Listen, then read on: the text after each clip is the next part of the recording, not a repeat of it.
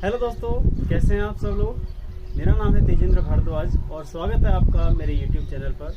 दोस्तों, हम बात कर रहे हैं स्ट्रेंथ ऑफ मटेरियल्स की, और ये जो क्लास विशेषकर डिप्लोमा सिविल स्टूडेंट्स के लिए और मैकेनिकल स्टूडेंट्स के लिए हैं। जो स्टूडेंट्स हिंदी मीडियम से बिलोंग करते हैं, जो स्टूडेंट्स हिंदी मीडियम में हैं, उनके लिए क्लासेस चलाई गई हैं। और इसमें पूरी जो सॉम है, स्ट्रेंथ ऑफ मटेरियल्स है, वो हिंदी के अंदर मैं आपको प्रोवाइड करवा रहा हूँ वीडियो लेक्चर्स। तो अगर आप अभी तक हमारे चैनल को सब्सक्राइब नहीं कर चुके हैं तो प्लीज़ सबसे पहले तो आप वीडियो देखने से पहले आप चैनल को सब्सक्राइब कीजिए। और देखिए, प्रीवियस वीडियोस में हम बात कर चुके हैं अब तक प्रॉपर्टीज का मतलब हम पदार्थों के गुणों के बारे में बात कर चुके हैं, जिसमें हमने डक्टिलिटी, इलास्टिसिटी, प्लास्टिसिटी, ठीक है ना, इनके बारे में हम बात कर चुके हैं। जिनको अगर मैं हिंदी में कहूँ तो प्रत्यास्थता के बारे में हमने बात की। उसके बाद में सुगठ्यता के बारे में बात की, सुदृढ़ता के बारे में, कठोरता के बारे में, ठीक है, और तन्यता के बारे में, आघातवर्धनीयता के बारे में, इन सब प्रॉपर्टीज के बारे में, इन सब गुणों के बारे में हमने बात कर चुके हैं। उसके बाद में जो दूसरा वीडियो था, उस दूसरे वीडियो के अंदर हमने प्रतिबल और विकृति के बारे में समझा कि प्रतिबल क्या होता है, सिग्मा से हम उसको डिनोट करते हैं, ठीक है, विकृति क्या होती है, उसके बारे में हमने समझा। आज हम बात करेंगे प्रतिबल और विकृति के बीच में एक डायग्राम बनाया जाता है, एक कर्व बनाया जाता है, उसको स्ट्रेस स्ट्रेन कर्व कहते हैं। उसके बाद में हम ये देखेंगे कि इनके बीच में एक नियम है, ठीक है, उस नियम को क्या कहते हैं, हुक्स लॉ। उस नियम को हुक का नियम कहते हैं, उसके बारे में हम बात करेंगे। तो चलिए शुरुआत करते हैं हुक के नियम से। दोस्तों, हुक का नियम, हुक्स लॉ, ठीक है, या फिर इसको कहते हैं हुक का नियम, ठीक है, हुक का नियम। इसकी बात करते हैं हम। दोस्तों, हमने प्रतिबल और विकृति के बारे में पढ़ा। हमको पता चल गया है प्रतिबल क्या होता है कि एकांक क्षेत्रफल पर यदि कोई बल लगाया जाता है तो उस बल का विरोध करने के लिए विपरीत दिशा में एक बल कार्य करता है। उस बल को हम क्या कहते हैं, उस बल को हम कहते हैं प्रतिबल, ठीक है ना। या फिर हम कहें कि विकृति होती है वस्तु के अंदर, बल एकांक क्षेत्रफल पर बल लगाने से विकृति उत्पन्न होती है, तो उस विकृति का विरोध करने के लिए जो है एक प्रतिरोध बल लगता है, उसको हम जो है स्ट्रेस कहते हैं, फिर प्रतिबल कहते हैं। हुक का नियम प्रतिबल और विकृति, इन दोनों के बीच में, स्ट्रेस और स्ट्रेन, इन दोनों के बीच में एक रिलेशन बताता है, एक कॉन्सेप्ट बताता है। क्या कॉन्सेप्ट बताता है कि हम इसको लिख सकते हैं, within elastic limit stress is proportional to strain. मतलब प्रत्यास्थता सीमा के अंदर, प्रत्यास्थता सीमा के अंदर, ठीक है, या फिर हम कहें प्रत्यास्थता सीमा में प्रतिबल विकृति का या विकृति के क्या रहता है, समानुपाती रहता है, समानुपाती होता है, समानुपाती होता है, ठीक है। हम ये कह सकते हैं within elastic limit stress is proportional to strain. तो हम कह सकते हैं कि जब किसी वस्तु पर बल लगाया जाता है तो उस बल के फलस्वरूप प्रत्यास्थ सीमा के अंदर अगर बल लगाया हुआ है तो जो प्रतिबल है वो विकृति के समानुपाती होता है। इसके लिए हम एक कर्व देखेंगे, उसको भी हम उसकी भी बात करेंगे।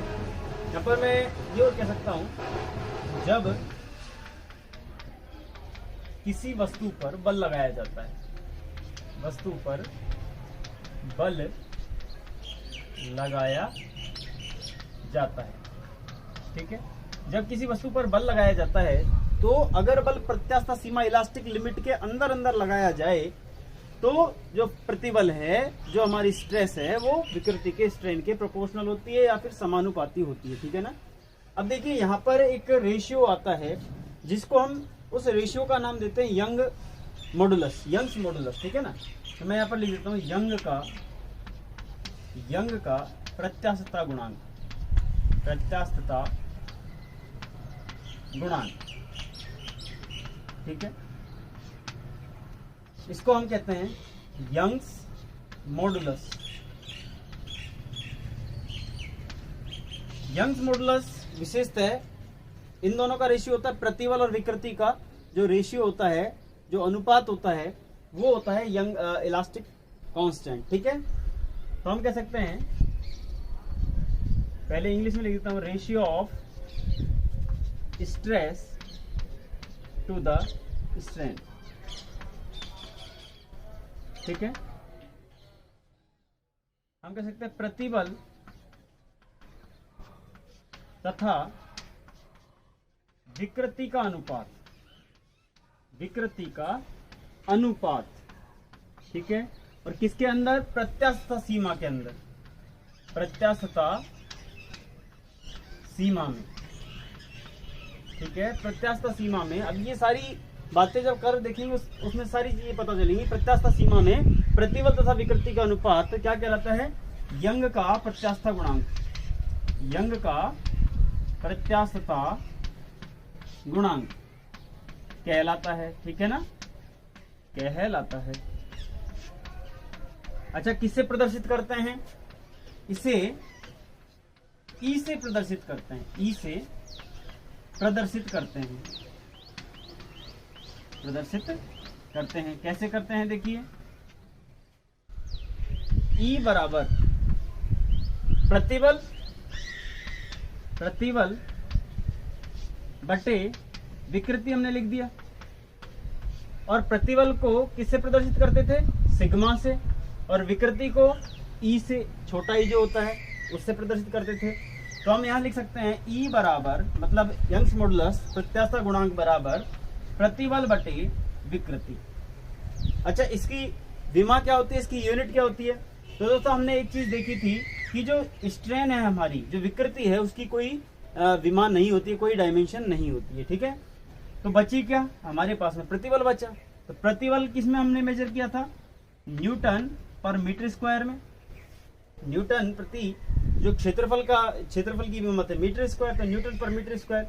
तो इसकी कोई डायमेंशन नहीं है, तो ई की क्या यूनिट हो गई? ई मतलब प्रत्यास्थता गुणांक की क्या विमा हो गई? न्यूटन पर मीटर स्क्वायर। ठीक है ना, इसकी भी यही हो गई। अब हम बात कर लेते हैं इसी के साथ में, अभी तो हमने बात की प्रतिबल और विकृति की, अब ये भी प्रतिबल कौन सा और कौन सी विकृति। अगर हम बात करें कि किसी वस्तु पर हम बल लगा रहे हैं, ठीक है, इस दिशा में, इसको लीनियर डायरेक्शन बोलते हैं। ठीक है ना, लीनियर मतलब रेखीय दिशा, रेखीय दिशा में बल। ठीक है, रेखीय दिशा में। ठीक है, ये फोर्स लगा दिया। तो अब विकृति भी कहाँ होगी? इस वस्तु की लंबाई में अगर खींचेंगे तो इसकी लंबाई में परिवर्तन होगा। तो किस दिशा में होगा? रेखीय दिशा में ही परिवर्तन होगा। तो रेखीय दिशा में परिवर्तन होगा तो हम कह सकते हैं इसमें जो बल, जो प्रतिबल होगा वो कौन सा प्रतिबल होगा? वो रेखीय प्रतिबल होगा, लीनियर स्ट्रेस होगी। ठीक है ना, और जो विकृति होगी उत्पन्न इसके अंदर, वो भी रेखीय विकृति उत्पन्न होगी। तो यंग्स मॉडुलस की बात करें तो इसमें प्रतिबल बटे विकृति तो हमने लिख दिया। ठीक है ना, तो ई इज इक्वल टू हम ऐसे भी लिख सकते हैं रेखीय प्रतिबल, रेखीय प्रतिबल बटे रेखीय विकृति, रेखीय विकृति। ठीक है, और रेखीय को हम कह सकते हैं linear, linear stress upon linear strain, linear strain. ठीक है, यहां तक समझ गए होंगे आप। इसके बाद में देख लेते हैं वो किस प्रकार का कर्व है। उस कर्व से पहले मैं आपको एक चीज समझाना चाहता हूं कि मान लीजिए हम किसी भी मटेरियल को टेस्ट करना चाहते हैं, ठीक है, और ये देखना चाहते हैं कि उसमें स्ट्रेस की वैल्यू क्या है, स्ट्रेन की वैल्यू क्या है, किस प्रकार इन दोनों के बीच में एक अनुपात आता है।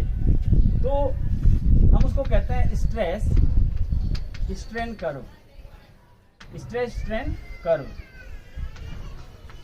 और इसको कहते हैं प्रतिबल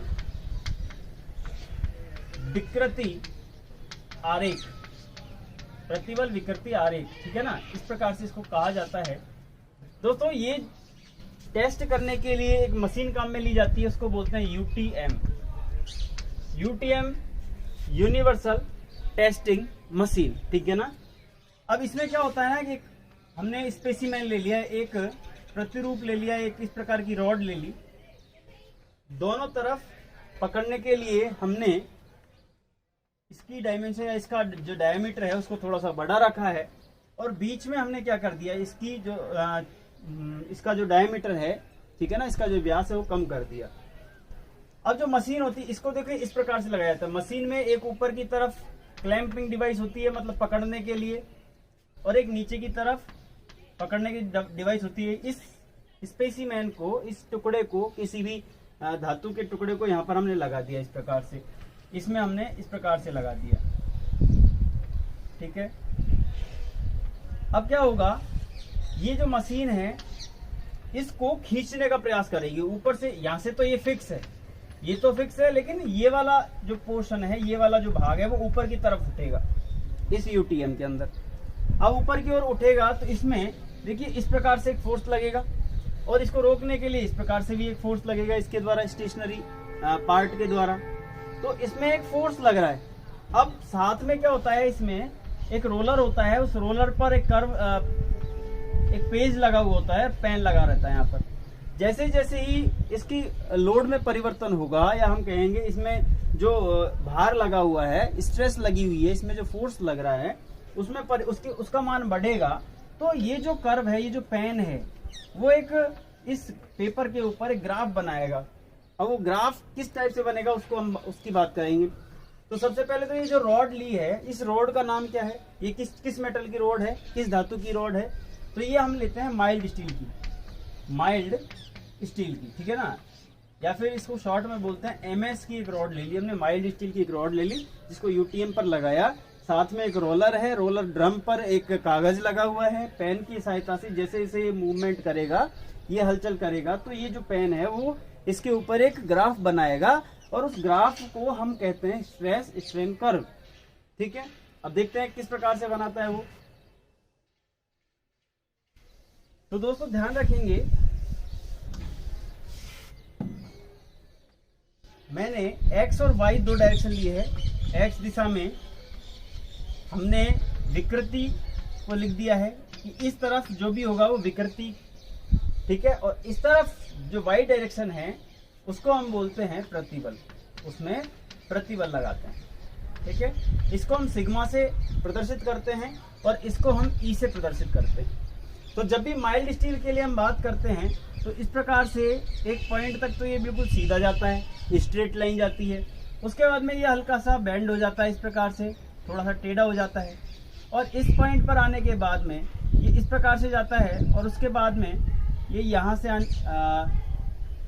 से आने के बाद में इस प्रकार से जाता है, और एक पॉइंट मैक्सिमम पॉइंट आ जाता है, उसके बाद में ये लास्ट वाला पॉइंट आ जाता है, ठीक है ना। अब इन पॉइंट्स को मैं समझा देता हूँ। ये जो पहला पॉइंट था, इस पॉइंट को मैंने नाम दे दिया ए, जहां तक कर्व हुआ उसको नाम दे दिया बी।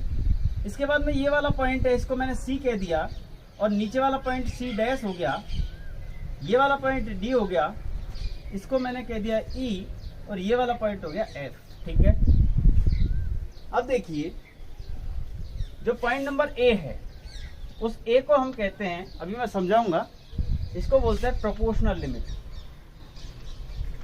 प्रोपोर्शनल लिमिट, और हिंदी में लिखूं तो इसको कहते हैं समानुपातिक सीमा।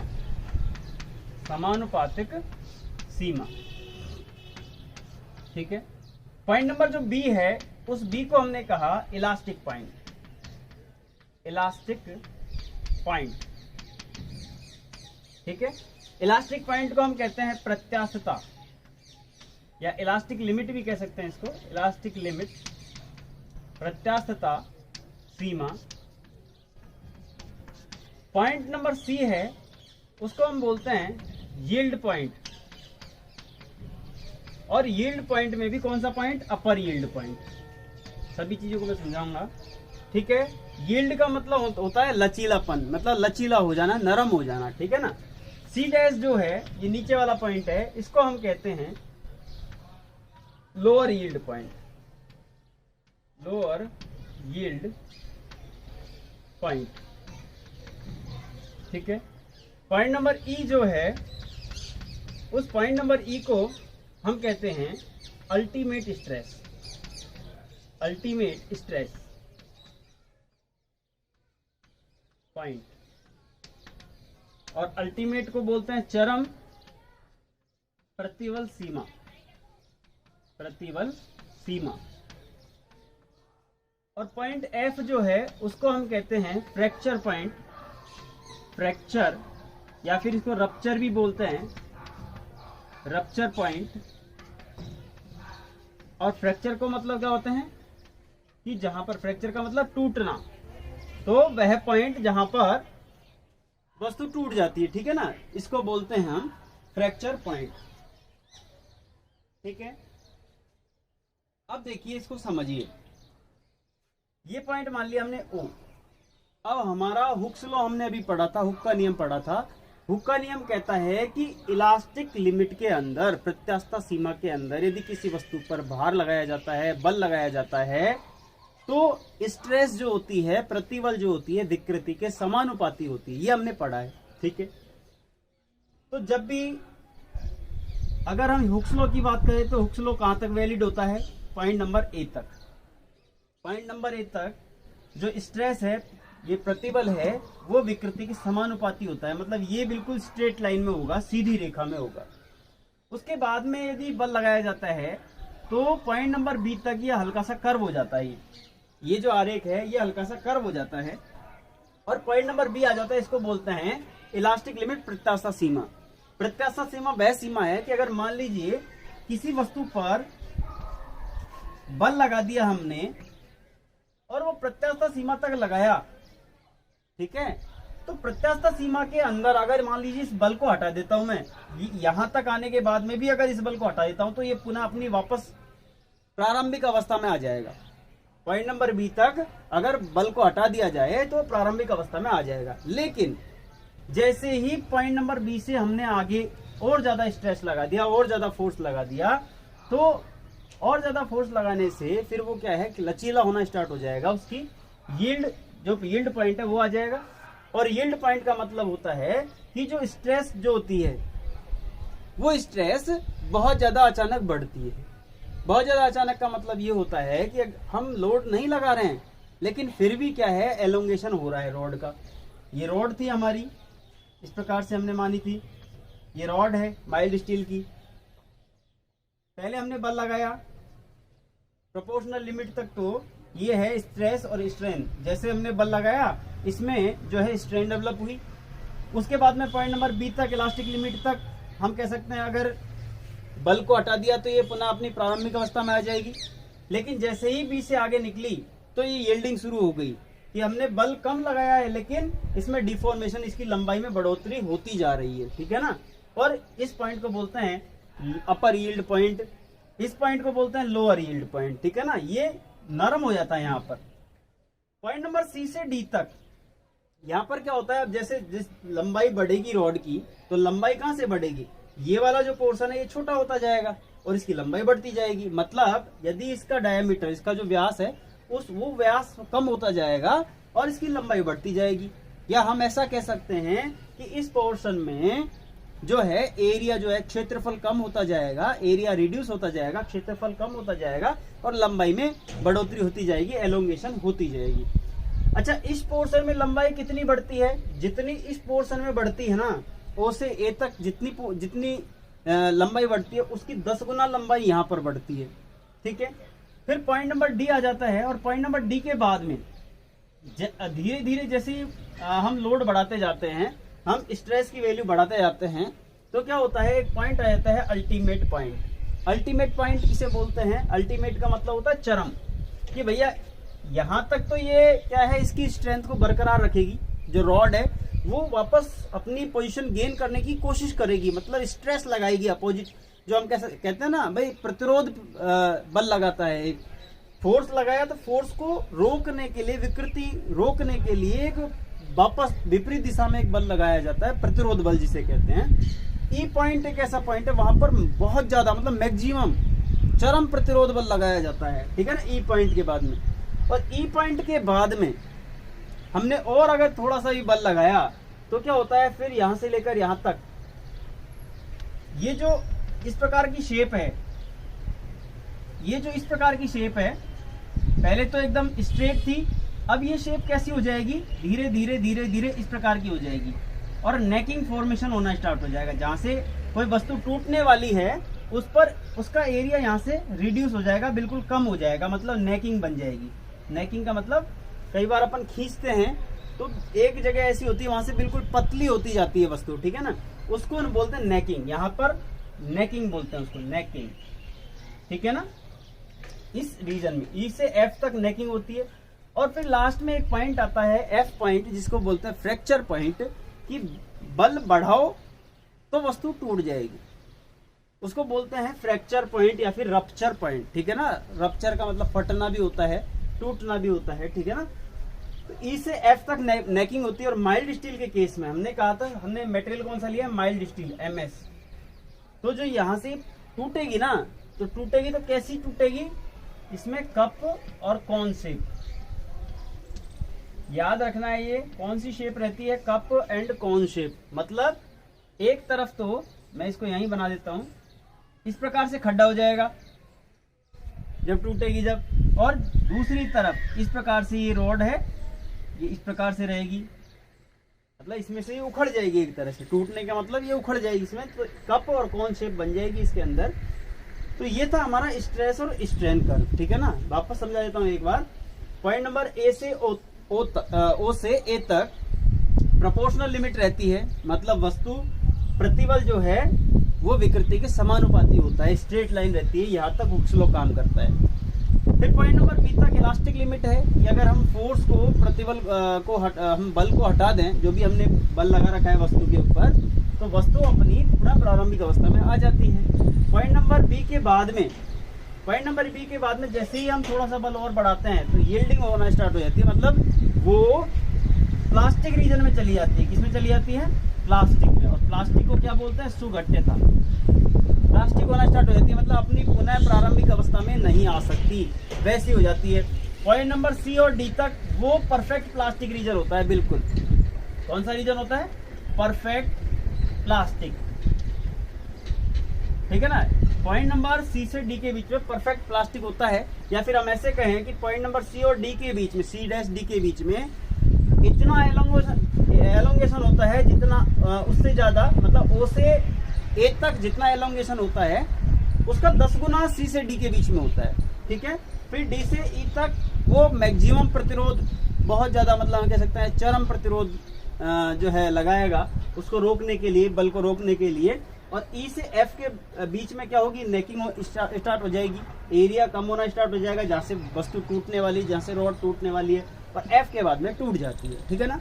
इस डायग्राम को बोलते हैं प्रतिबल विकृति आरेख, स्ट्रेस स्ट्रेन कर्व। और ये किसके लिए है, टेस्ट स्पेसिमेन के लिए। जो टेस्ट स्पेसिमेन हमने लिया है, माइल्ड स्टील की रॉड ली थी, ठीक है ना।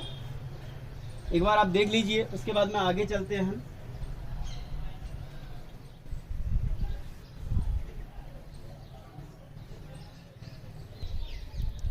अब बात करते हैं शियर मॉडुलस की। जो कर्तन गुणांक है, इसको मैं मिटा देता हूं।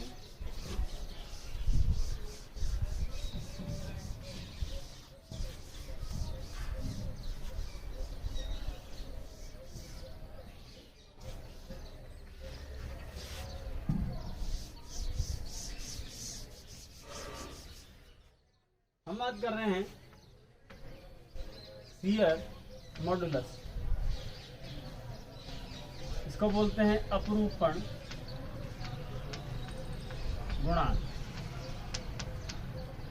या फिर अपरूपण की जगह हम इसको कर्तन गुणांक भी कह देते हैं, कर्तन गुणांक। जैसे हमने यंग्स मॉडुलस देखी, यंग का प्रत्यस्थ गुणांक देखा, जिसको ई से डिनोट करते थे, और उसको हमने कहा था रेखीय विकृति, रेखीय प्रतिबल बटे रेखीय विकृति, रेखीय विकृति इस प्रकार से कहा था। अब यहाँ पर कौन सा प्रतिबल लगा हुआ है, यहाँ पर अपरूपण प्रतिबल लगा हुआ है, तो हम कह सकते हैं it is the ratio of प्रतिबल। अब देखिए इसमें कौन सा कर्तन प्रतिबल लगेगा, कर्तन या फिर अपरूपण प्रतिबल, अपरूपण प्रतिबल बटे कर्तन या फिर अपरूपण विकृति, अपरूपण विकृति, ठीक है।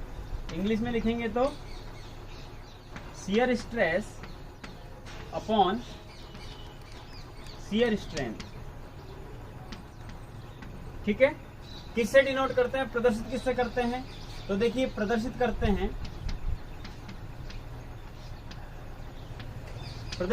इसको C से भी कर सकते हैं, इसको G से भी कर सकते हैं, या फिर N से भी कर सकते हैं। और दूसरा नाम क्या है इसका दूसरा नाम है modulus of rigidity. Modulus of rigidity, ठीक है, या फिर इसको कहेंगे दृढ़ता गुणांक। दृढ़ता गुणांक, ठीक है ना। रिजिड का मतलब होता है दृढ़ और मॉडुलस ऑफ रिजिडिटी मतलब दृढ़ता गुणांक।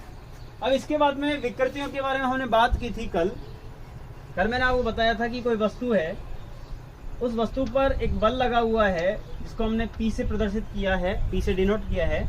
इसकी लंबाई L मान के चलते हैं और इसका क्योंकि एक सिलेंड्रिकल मान के चलते हैं, भाई बेलनाकार वस्तु है तो उसका डायमीटर D मान के चलते हैं। ठीक है, तो अब देखिए जैसे ही बल लगेगा P दोनों तरफ, मतलब इसको खींचेगा तो इसकी लंबाई में वृद्धि होगी। तो मैं दूसरा डायग्राम बनाता हूं, इसकी लंबाई में वृद्धि होगी। ये इसकी लंबाई में वृद्धि होगी, पहले L थी अब हो गई L प्लस डेल L। ठीक है, अच्छा लंबाई में वृद्धि होगी तो इसका जो डायमीटर है, इसका जो व्यास है उसके अंदर कमी होगी। ठीक है, कमी होगी तो हमने कह दिया कि कमी कितनी हुई है, D माइनस डेल D। अब इतना हो गया तो डेल D जो है वो भी तो विकृति है, यहाँ पर रेखीय विकृति थी, ये डेल D है, ये भी विकृति है। कौन सी विकृति है, इस डेल D को बोलते हैं, देखिए पहला तो होता है linear strain. Linear strain, linear का मतलब रेखीय और स्ट्रेन का मतलब विकृति। और इसको कैसे बताते थे हम, डेल्टा L बटे L। ठीक है, नंबर दूसरी उसको बोलते हैं पार्श्विक विकृति। पार्श्विक विकृति, और इसको कहा जाता है लेटेरल स्ट्रेन। लेटरल स्ट्रेन या फिर पार्श्विक विकृति। तो डायमीटर में या व्यास में कितना परिवर्तन हुआ, डेल डी बटे वास्तविक डायमीटर, ओरिजिनल डायमीटर कितना है, D।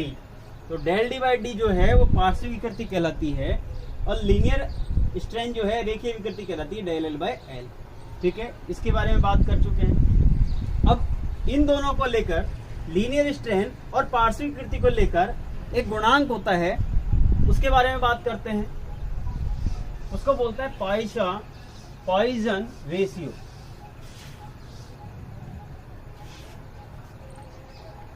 पॉइसन रेशियो, और हिंदी में इसको बोलते हैं पॉइजन अनुपात। ठीक है, तो हम पार्श्विक विकृति और रेखीय विकृति दोनों का जब अनुपात लेते हैं तो उसको बोलते हैं पॉइजन रेशियो। तो पार्श्विक विकृति तथा रेखीय विकृति का अनुपात, रेखीय विकृति का अनुपात। ठीक है, यहां पर लिख देता हूं, ratio of lateral strain to the linear strain. Linear strain, ठीक है। और प्रदर्शित किससे करते हैं इसको प्रदर्शित करते हैं म्यू से। इसको प्रदर्शित करते हैं इस प्रकार से, जो यू है उसके दोनों तरफ डंडे लगा दीजिए आप, तो इसको बोलते हैं म्यू, हिंदी में म्यू। ठीक है, अगर फ्लूइड मैकेनिक्स पढ़ते हैं तो फ्लूइड मैकेनिक्स के अंदर जो विस्कोसिटी कोएफिशिएंट होता है वो यहाँ पर स्ट्रेंथ ऑफ मटेरियल्स के अंदर पॉइजन रेशियो होता है, लेटरल अपॉन लीनियर मतलब पार्श्विक विकृति बटे रेखीय विकृति। तो इसको हम कह सकते हैं म्यू बराबर lateral strain upon linear strain. Linear strain. और भी आगे देख लेते हैं। लेटरल स्ट्रेन का मतलब अभी बता चुका हूं, पार्श्व विकृति। अगर डायमीटर में चेंज होता है, व्यास में परिवर्तन होता है, तो उसको लेटरल स्ट्रेन बोलते हैं। तो म्यू बराबर डेल डी अपॉन डी, ठीक है, बटे linear strain del L upon L, ठीक है। अब चूंकि जब इसमें वृद्धि होती है तो इसमें कमी होती है, तो अगर इसकी टर्म में इसको निकालेंगे तो ये नेगेटिव वैल्यू आती है, ठीक है ना। ये बात ध्यान रखनी है हमें हमेशा और हमेशा कि जब भी इसकी टर्म में, मतलब रेखीय विकृति की टर्म में जब लेटरल स्ट्रेन को लेते हैं तो इसकी वैल्यू नेगेटिव आती है। कैसे आती है वो देख लेते हैं।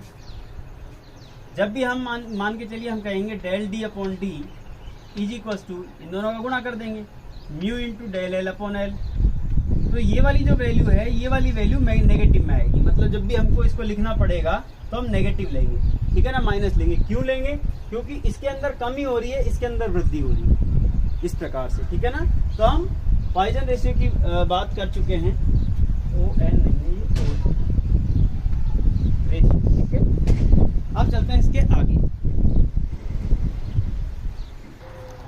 बात करते हैं प्रतिबल और विकृति में एक संबंध है उसके बारे में।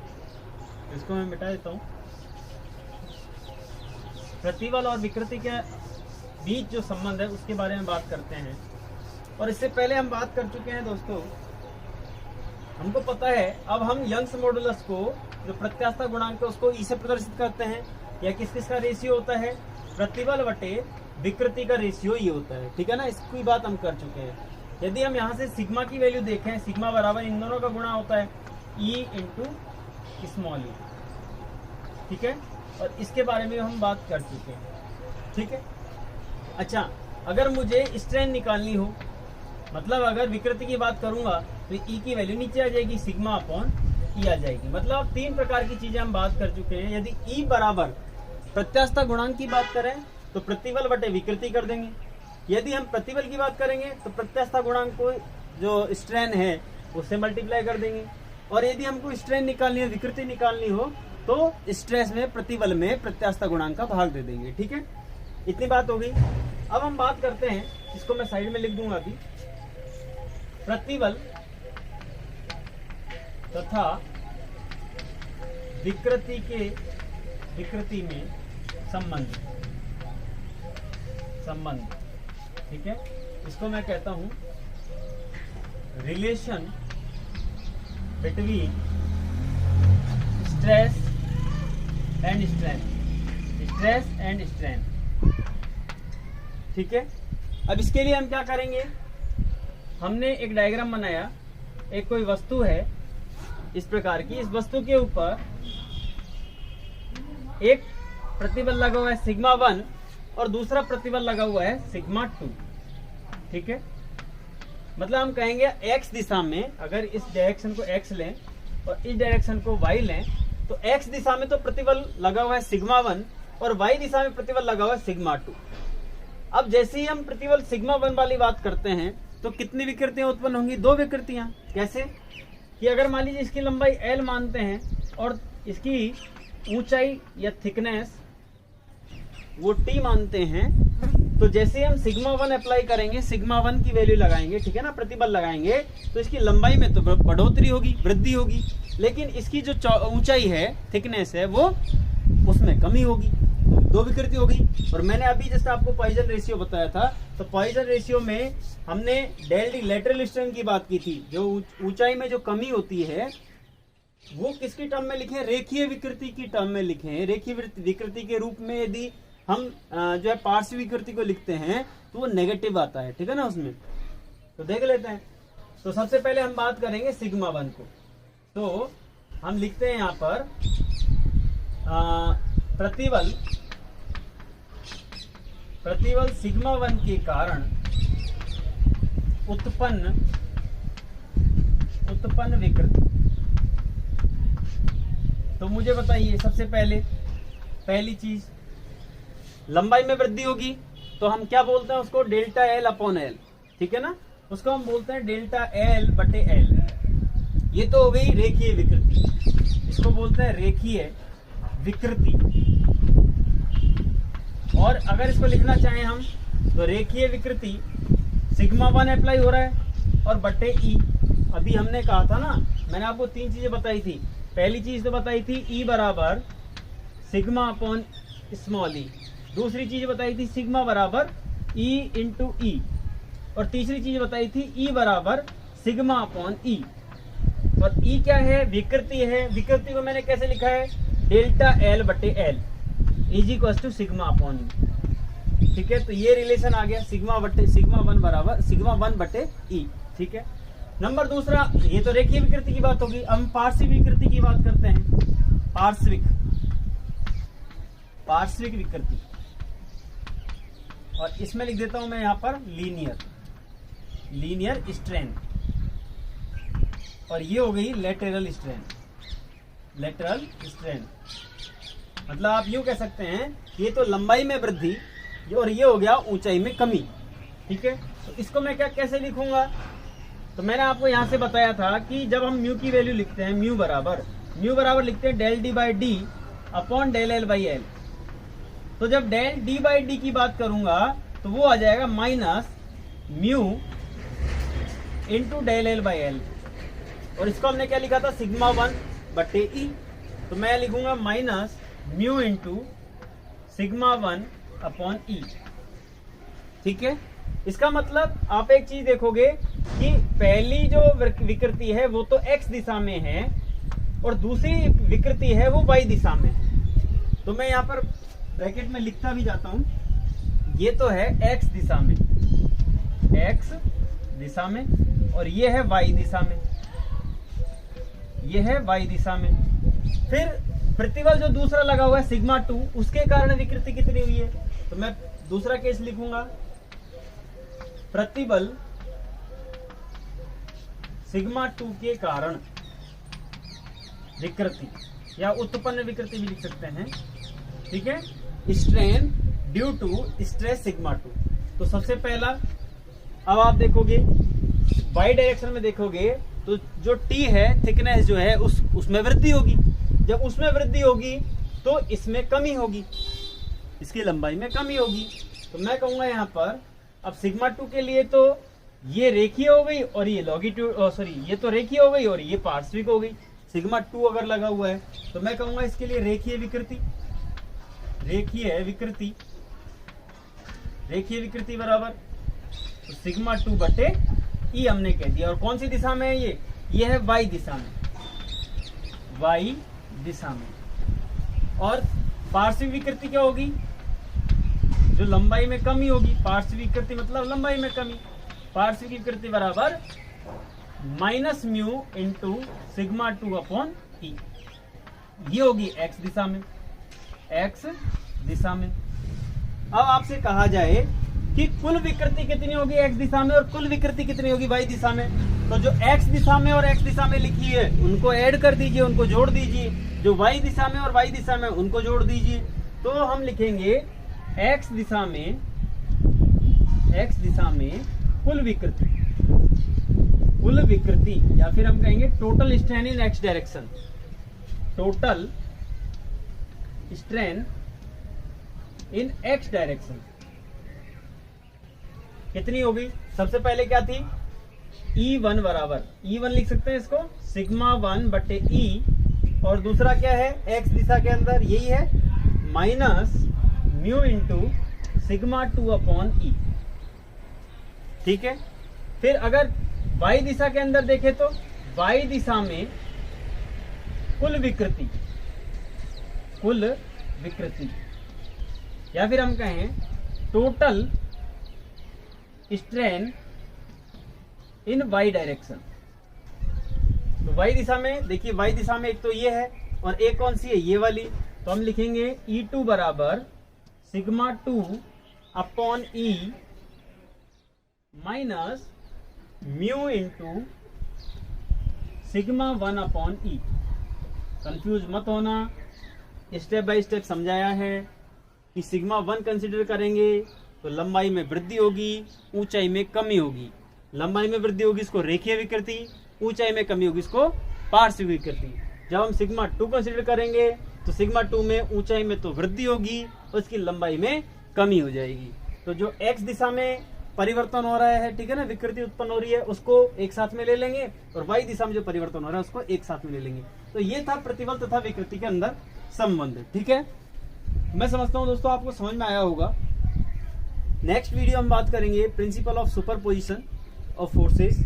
उसमें अब इतना हमको जब बात कर चुके हैं, उसके बाद में यदि हमको अलग अलग सेक्शन दे दिए जाएं और उन पर अलग अलग प्रतिबल लगा हो, उनका एरिया अलग अलग हो, मतलब हम क्षेत्रफल की बात करें, एरिया अलग हो, उनकी लंबाई अलग अलग दे रखी हो, और हमसे कह दिया जाए कि इसकी एक विकृति निकालिए, आप स्ट्रेन की वैल्यू निकालिए, ठीक है। जैसे आपको इस प्रकार से अलग अलग एरिया दे दिया क्रॉस सेक्शन का, ठीक है, उनकी लंबाई दे दी जाए L1, इसकी L2, इसकी L3, इनका एरिया A1 दे दिया जाए, इसका A2 दे दिया जाए, इसकी A3 दे दिया जाए, इसके लिए E1 की वैल्यू अलग दे दी जाए, E2 की वैल्यू दे दी जाए, E3 की वैल्यू दे दी जाए, ठीक है। इधर एक फोर्स लगा हुआ है P, इधर एक फोर्स लगा हुआ है P, और आपसे कह दिया जाए कि ये वाला क्रॉस सेक्शन है, इसके लिए मुझे विकृति या डेल्टा L की वैल्यू निकाल के बताइए।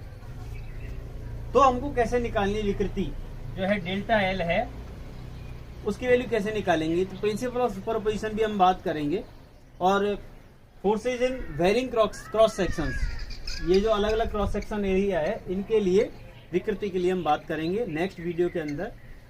तो मैं समझता हूँ आपको आज जितना पढ़ाया है वो समझ में आया होगा, और यदि वीडियो अच्छा लगा हो तो प्लीज़ वीडियो को लाइक कीजिए, शेयर कीजिए और चैनल को सब्सक्राइब कीजिए। बहुत बहुत धन्यवाद।